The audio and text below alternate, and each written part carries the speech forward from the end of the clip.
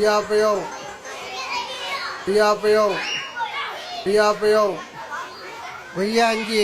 Goya anji. Nambi goya anji. Nambi வாங்க goya anji. ஒரு பழம் 7 ரூபா.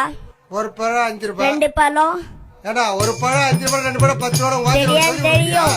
ஒரு பழம் 5 ரூபா. 2 பழம் 10 ரூபா. 3 பழம் 15 ரூபா. 2 பழத்தை 8 ரூபாய்க்கு தருவீங்களா? வேற ஒரு சரி வேற ஒரு பேசி. ஹலோ என்னங்க நம்ம பையன் சீனு கீழ ஊத்தில்லாம இருக்காங்க. பையன் கீழ ஊத்திட்டானா? ஆமாங்க. போல ஆட்டி கூட்டி போடி. சீக்கிரம் வாங்க. நான் வந்துறேன். நான் உடனே வரேன். சீக்கிரம் வாங்குங்க.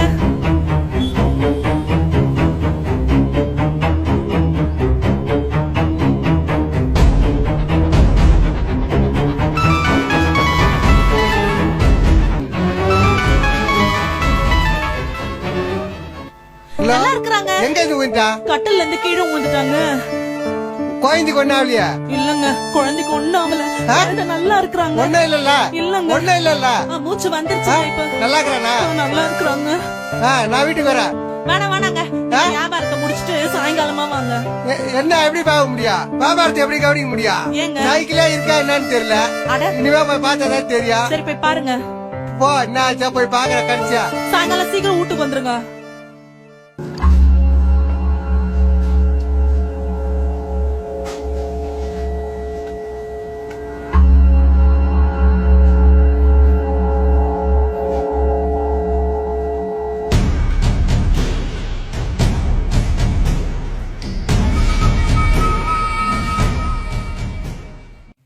தம்பி நான் தான் இங்க இல்லையா?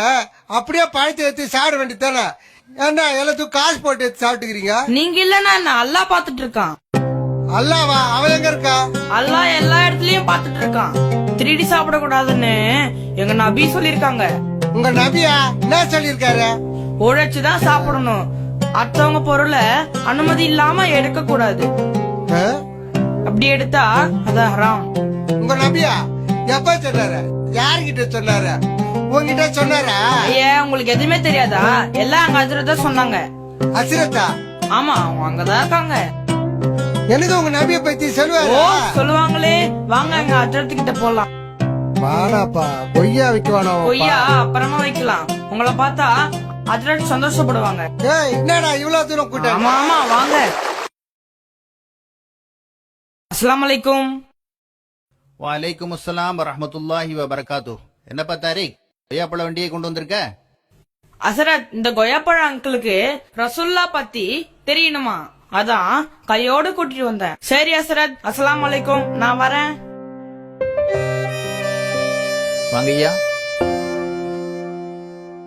ஐயா நாங்கெல்லாம் வரலாம் ஐயா. தாராளமா வாங்க உட்காருங்க. ஐயா நான் சும்மாதான் ஐயா விளையாட்டு கேட்டேன். அந்த பையன் கூட்டாந்து விட்டாயா? குழந்தைங்களுக்கு எல்லாம் இவ்வளவு நல்லது சொல்லி கொடுக்குறீங்களா? உங்களை பாக்கலாம் தான் ஐயா வந்தேன். நபிகள் நாயகம் எதுக்கெல்லாம் ஐயா சொல்லி கொடுக்குறாரு? ஆமா கணேசா, நபிகள் நாயகம் எல்லாத்துக்கும் வழி காமிச்சிருக்காங்க. நபிகள் நாயகம் சொல்லி தராத எந்த விஷயமே இல்ல. அடுத்தவங்க பொருளுக்கு ஆசைப்படக்கூடாதுன்னு நபிகள் நாயகம் சொன்னதுனாலதான் இந்த பையன் எப்படி நடந்திருக்கான். எப்படி ட்ரெஸ் பண்ணணும், எப்படி சாப்பிடணும், எப்படி சம்பாதிக்கணும், எப்படி செலவு பண்ணணும். சுருக்கமா சொல்லணும்னா சிறுநீர் கழிச்சிட்டு சுத்தம் பண்றது கூட நபிகள் நாயகம் சொல்லி தந்திருக்காங்க. நபிகள் நாயகம் ஒரு மகான் ஒரு துறவி நினைச்சா, ஆனா அவர் இவ்வளவு விஷயங்கள் சொல்லி கொடுத்துட்டு போகிறாரா? நபிகளார் துறவியும் இல்ல, வானவரும் இல்ல. அவர்கள் ஒரு மகத்தான மனிதர். அவர்களுக்கு தாய் தந்தையர் இருந்தாங்க, மனைவி மக்கள், சொந்த பந்தம், ஊர் உறவு எல்லாம் இருந்துச்சு. மக்களோடு மக்களாக வாழ்ந்துதான் இந்த போதனைகளை உலகுக்கு வழங்கி இருக்காங்க. நபி ஸல்லல்லாஹு அலைஹி வஸல்லம் அவர்கள் மட்டுமில்ல, உலகில் வாழ்ந்த எல்லா நபிமார்களும் மனிதர்கள் தான். மனிதர்களுடைய எல்லா ஆசாபாசங்களும் அவங்க எல்லாருக்கும் இருந்திருக்கு. வாங்க உள்ள போலாம். ஐயா அப்படின்னா நிறைய நபிமார்கள் இருந்திருக்காங்களா? கணேசா, இறைவன் இந்த உலகத்தை படைச்சதோடு விட்டு இல்லையே, வழிகாட்டுற பொறுப்பையும் தானே ஏத்துக்கிட்டானே. ஒவ்வொரு காலகட்டத்துக்கும் ஒவ்வொரு சமுதாயத்திற்கும் நபிமார்களை இறைவன் அனுப்பிச்சு வச்சிருக்கான். இப்படி 1 லட்சத்துக்கும் மேல நபிமார்கள் வந்திருக்காங்க. மூசா நபி, ஈசா நபி, யாக்கூப் நபி, தாவூத் நபி. கிறிஸ்தவங்க இவங்களை சொல்லுவாங்க மோசஸ், ஜீசஸ், டேவிட், ஜேக்கப், இப்படி சொல்லுவாங்க. இந்த வரிசையில இறுதியா கடைசியா வந்தவங்க தான் நபிகள் நாயகம். ஐயா தூதர்னு சொல்றீங்களா? அப்படின்னா முகமது நபி கடவுள் கிடையாது ஐயா? நபிகள் நாயகம் மனிதர்களிலே சிறந்த மனிதராக இருந்தாங்க. அவங்களே சொல்லியிருக்காங்க, கிறிஸ்தவர்கள் மரியமுடைய மகன் ஈசாவை கடவுளாக்கியதை போல என்ன நீங்க கடவுளாக்கிறாதீங்க. ஐயா கேளுங்க. இடையில பேசுறதுக்காக மன்னிச்சிருங்க ஐயா. இஸ்லாமியத்தை ஆரம்பிச்சது முகமது நபிகள் தானே ஐயா? மனிதன் எப்போ தோன்றினானோ அப்ப இருந்து இஸ்லாம் இருக்கு. அப்படின்னா இஸ்லாமியத்தை ஆரம்பிச்ச முகமது நபிகள் இல்லையா ஐயா? இல்ல, இந்த உலகத்துல முதல்ல படைக்கப்பட்ட முதல் மனிதர் ஆதம் அலைஹிஸ்ஸலாம். முதல் மனிதரே முதல் தூதராகவும் இருக்கிறாங்க. அன்னையில இருந்து இஸ்லாம் இருக்கு. இஸ்லாம்ங்கிறது மதம் இல்ல, அது ஒரு வாழ்க்கை நெறி. இந்த வாழ்க்கை நெறியை தான் ஒவ்வொரு காலகட்டத்திலையும் ஒவ்வொரு நபியும் அந்தந்த மக்களுக்கு எடுத்துரைச்சிட்டு இருந்தாங்க. இறுதி நபி முகமது ஸல்லல்லாஹு அலைஹி வஸல்லம் அவங்களுக்கு இறைவன் திருக்குர்ஆன்ங்கிற வேதத்தை கொடுத்தான். அந்த வேதத்தின் வழிகாட்டுதல்ல தான் இந்த பணியை முகமது நபி ஸல்லல்லாஹு அலைஹி வஸல்லம் அவர்கள் முழுமைப்படுத்தி இருக்காங்க. உட்காருங்க. அப்படின்னா குர்ஆன்றது நபிகள் நாயகம் எழுதின புத்தகம் இல்லையா ஐயா? குர்ஆன் இறைவனால இறை தூதர் முகமது நபி ஸல்லல்லாஹு அலைஹி வஸல்லம் அவங்களுக்கு அருளப்பட்டது. குர்ஆன் அரபியர்களுக்கோ முஸ்லிம்களுக்கோ மட்டுமோ சொந்தமானதல்ல, உலக மக்கள் அனைவருக்கும் வழிகாட்டியா இருக்கு. நீங்க சொல்றதுலாம் புதுசு புதுசா இருக்கு. குர்ஆன்ல எங்களுக்கு கூட வழிகாட்டல் இருக்குதா ஐயா? ஓ நிச்சயமா. குர்ஆன் உலக மக்கள் அனைவருக்கும் ஒரு நல்ல உபதேசம்னு குர்ஆனே தன்னை பத்தி சொல்லுது. அது மட்டும் இல்லாம குர்ஆனின் பல வசனங்கள் ஓ மனிதர்களேன்னு திருக்குர்ஆன் சொல்லுகிறது. அது மட்டும் இல்லாம நபிகள் நாயகம் ஸல்லல்லாஹு அலைஹி வஸல்லம் அவங்க முஸ்லிம்களுக்கு மட்டும் நபியா வந்தவங்க இல்ல, உலகத்தில் உள்ள எல்லா மக்களுக்கும் நபியா வந்தவங்க. ஐயா சொன்னா தப்பா நினைக்க மாட்டீங்களா? ஏன் தப்பா நினைக்க போறேன்? நீங்க கேட்காம இருந்தாதான் தப்பா நினைப்பேன். அப்படின்னா நாங்களும் குர்ஆன் படிக்கலாமா? தாராளமா படிக்கலாம். நானே உங்களுக்கு ஒரு குர்ஆனை கிஃப்ட் பண்ணலாம்னு இருக்கிறேன். ஐயா எனக்கு இன்னும் ஒரு சந்தேகம் ஐயா. நபிகள் நாயகம் இறந்து ஒரு 200-300 வருஷம் இருக்குமா ஐயா? இல்ல, முகமது நபி ஸல்லல்லாஹு அலைஹி வஸல்லம் அவங்க கிபி 571 ஆண்டு அரேபியா நாட்டில குரைஷ் என்னும் குலத்தில அப்துல்லா ஆமினா என்ற தம்பதியருக்கு மகனாக பிறந்தாங்க. பிறக்கிறதுக்கு முந்தையே தந்தையை இழந்தாங்க. 6 வயதாகும் போது அன்னையை இழந்தாங்க. பாட்டனார் அப்துல் முத்தலிபின் பராமரிப்பிலே வளர்ந்தாங்க. அவர்கள் மரணித்த பிறகு பெரிய தந்தை அபூ தாலிப் அவங்களோட பராமரிப்பில வளர்ந்தாங்க. ஆடு மேய்ச்சாங்க. சின்ன வயசுலேயே ஒழுக்கமும் தூய்மையும் நிறைஞ்ச இளைஞரா வளர்ந்தாங்க. எல்லாருக்கும் நம்பிக்கைக்கு உரியவராகவும் உண்மையாளராகவும் திகழ்ந்தாங்க.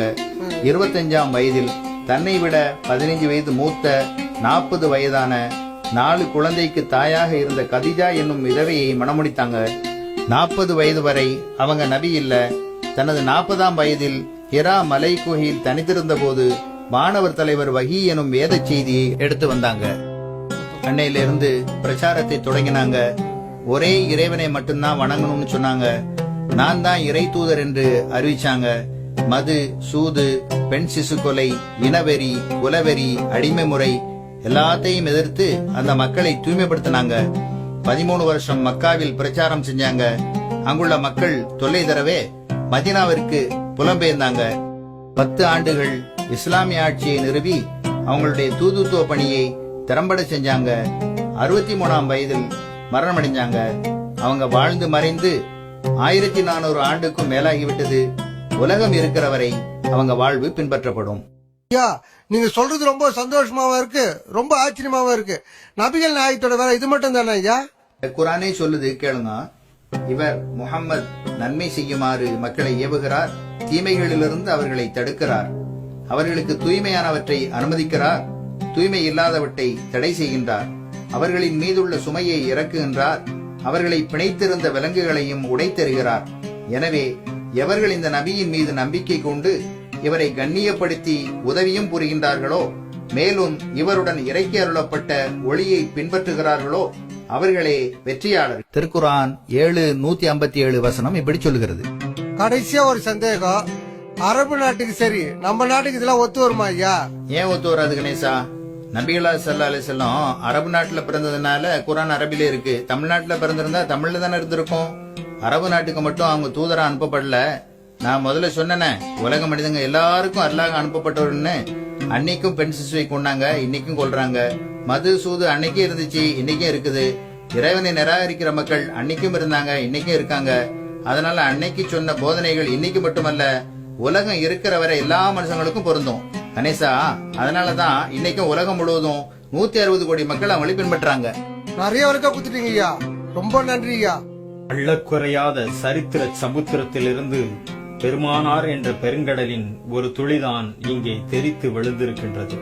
இன்னும் சொல்லச் சொல்ல உள்ளமும் உயிரும் உருகும் உன்னதமான வரலாற்று நாயகரை உலகம் வியக்கும் நபி முகமது ஸல்லல்லாஹு அலைஹி வஸல்லம் அவர்களின் வாழ்வை நீங்கள் முழுமையாய் அறிந்திட வேண்டாமா? தொடரட்டும் நம் தொடர்புகள்.